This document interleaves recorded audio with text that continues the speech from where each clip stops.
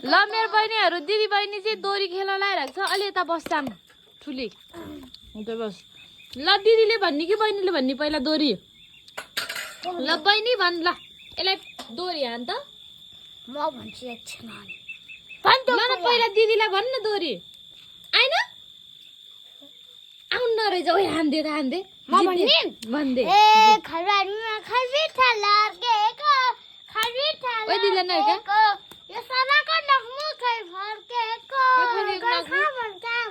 खै कता फर्के ल सारा भन्ने नि भन्ने नि सारा